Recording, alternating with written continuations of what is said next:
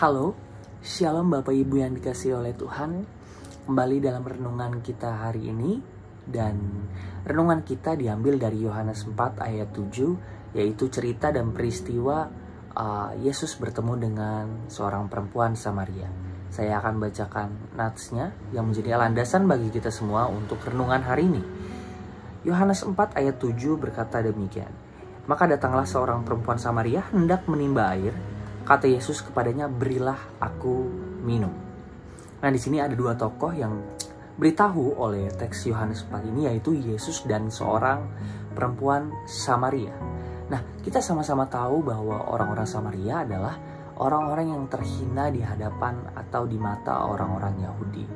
Mengapa demikian? Saya akan mengingatkan kembali atau meremind memori kita bahwa orang-orang Samaria ini adalah keturunan hasil dari pencampuran orang Yahudi dengan orang non-Yahudi. Sehingga bagi orang-orang Yahudi, orang-orang Samaria adalah darah campuran, bukan murni keturunan atau suku mereka, sehingga mereka meminggirkan bahkan menghina orang-orang Samaria.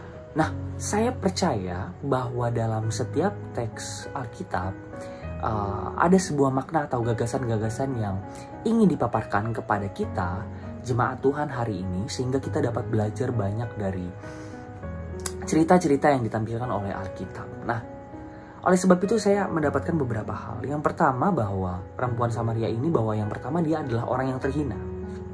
Yang kedua, ia menimba air di siang hari untuk menghindari orang-orang Yahudi yang pasti akan menghinanya. Sehingga status sosial atau keterhinaan itu ada di dalam kehidupan orang wanita Samaria ini. Tapi kita melihat bagaimana akhirnya Yesus sebagai anak Allah atau anak manusia melihat kehidupan orang-orang yang ada di sekitarnya.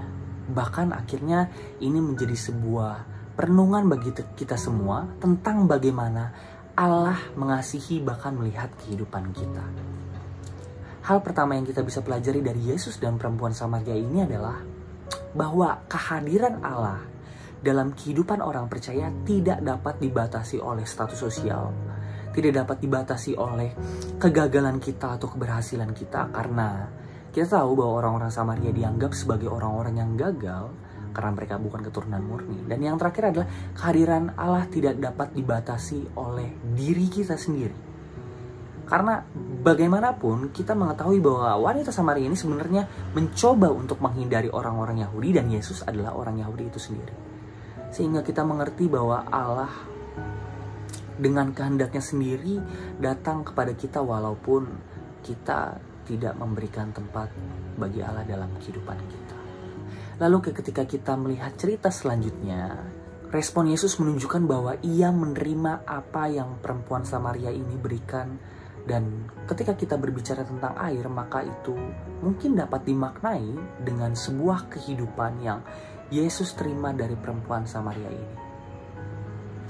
Menjadi jelas bagi kita semua bahwa di tengah-tengah keterpurukan kita, di tengah-tengah kegagalan yang orang lihat dalam kehidupan kita, Allah mau terus hadir dalam kehidupan kita.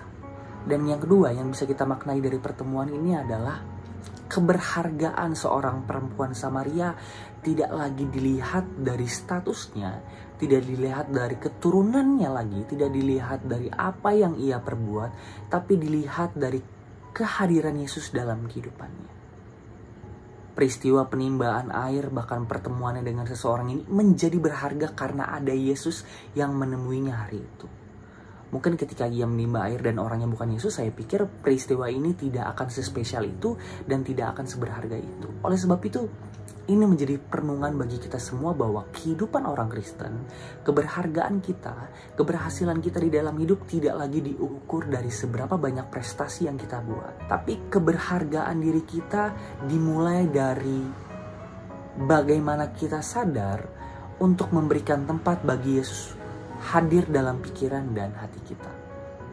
Oleh sebab itu Bapak Ibu, sadarlah dan izinkan Yesus untuk terus hadir dalam pikiran dan hati kita dalam setiap proses kehidupan kita, sehingga setiap momen perjalanan hidup kita menjadi begitu berharga karena ada Yesus yang terus hadir, dan menjadi turning point kita setiap hari bahwa satu-satunya keberhasilan kita dalam hidup adalah ketika kita mengizinkan Allah untuk bersama-sama dengan kita melalui proses dari hidup sehari ke sehari.